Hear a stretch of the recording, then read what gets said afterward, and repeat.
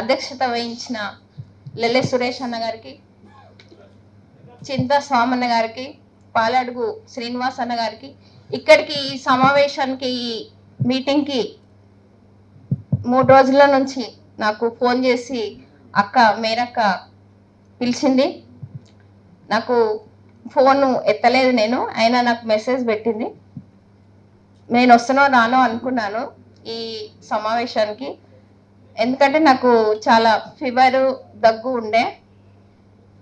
నేను ఒక మాట ఇస్తే మళ్ళీ తిరిగి తీసుకోలేను, అంటే నేను వస్తా అంటే వస్తా, లేకపోతే రాలేనేమో అనేసి నేను అక్క ఫోన్ కూడా ఎత్తలేదు. సారీ అక్క. అయితే ఈ సమావేశానికి ఇచ్చేసిన నన్ను ఆహ్వానించిన అక్కగారికి ఉద్యమ అభినందనలు. ఈ దళిత్ లీడర్స్ ఫెడరేషన్ చాలా బాగుంది. అంటే మనం అందరము ఒక 35 సంవత్సరాల నుండి వర్క్ చేసిన వాళ్ళమే. చాలా గ్రామాలు తిరిగి ఎన్నో విధాలుగా ఎదుర్కొన్న వాళ్ళము, చావు బతుకుల్లో ఎదుర్కొన్న వాళ్ళము, చావు వరకు వెళ్ళిన వాళ్ళము. ఉద్యమాలు అంటేనే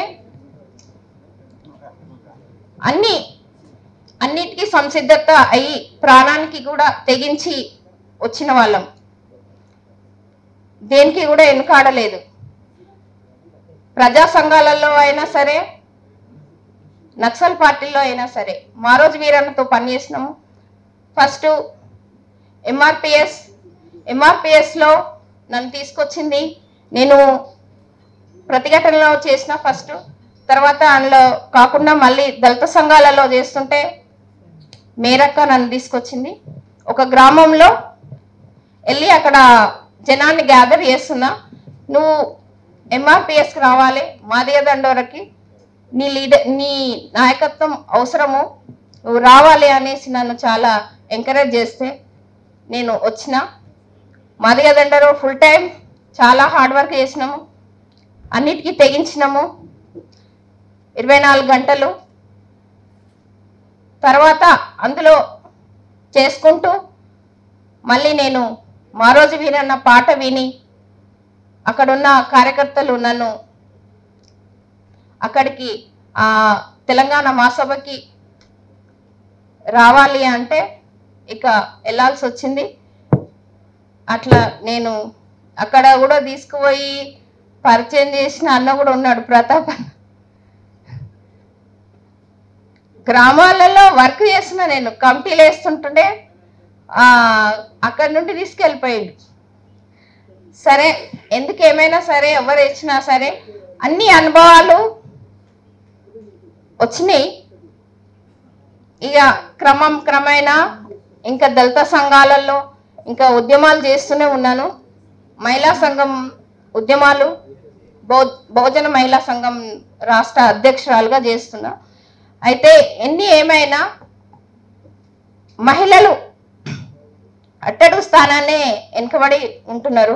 ఈ బ్రాహ్మణిజంలో కుల సంఘాలుగా నిచ్చెనమెట్ల కుల సంఘంలో దళితుడు వెనుకబడితే దళిత స్త్రీ ఇంకా వెనుకబడుతూనే ఉంది. అంటే ఎంత ముందుకు రావాలన్నా కానీ ఇంకా ఈ సంఘాన్ని అందిపుచ్చుకోలేకపోతున్నాం. ఈ సమస్యలని మాకు లీడర్షిప్గా ఎదగాలని మాకున్నా కానీ ఎదిగే అంత మాకు ఇవ్వట్లేదు, కమిట్మెంట్ మాకు ఇవ్వట్లేదు.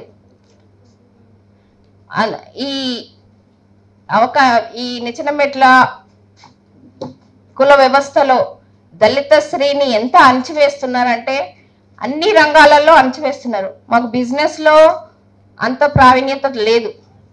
కొంచెం బిజినెస్ పెడదామన్నా కూడా మా దగ్గర ఎవరు కొనుక్కునే పరిస్థితులు లేవు. అంటే మనకు అంబేద్కర్ కూడా చెప్పిండు. ఇంకా బొజ్జా తారకం ఒక బుక్ రిలీజ్ ఉన్నది. ఒక చిన్న బుక్లో నేను చదివినాను.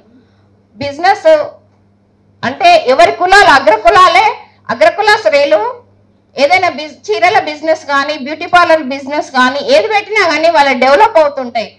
ఎందుకంటే వాళ్ళ కులాలే అక్కడ వాళ్ళు బ్యూటీ పార్లర్ పెట్టి మన కులం పెట్టింది అనేసి పోతారు. అదే మన దగ్గర అయితే మన వాళ్ళంతా రిచ్ ఉండరు, అది అక్కడ వరకు వెళ్ళలేరు. గాలు పెట్టి కిందిస్తే ఆ కులం తెలవగానే ఆ బిజినెస్లు నడవవు. అయితే బిజినెస్లో అట్లయితే రాజకీయంగా కూడా వెనుకబడడానికి కారణాలు చాలా ఉన్నాయి. బ్రాహ్మణిజం, ఈ లీడర్షిప్ కి మనము ఈ దళిత్ లీడర్స్ ఫోరం కి మహిళల్ని ఎదిగించే అవకాశం ఇవ్వాలనేసి నేను కోరుకుంటున్నా. చింత సామన్న కానీ, లెల్లె సురేష్ అన్న కానీ, బాలడు శ్రీనివాస్ అన్నకి,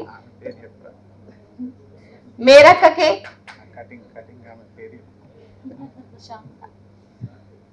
అని తెలియజేస్తూ నాకు ఈ అవకాశం ఇచ్చినందుకు కృతజ్ఞతలు తెలియజేస్తూ ముగిస్తున్నాను.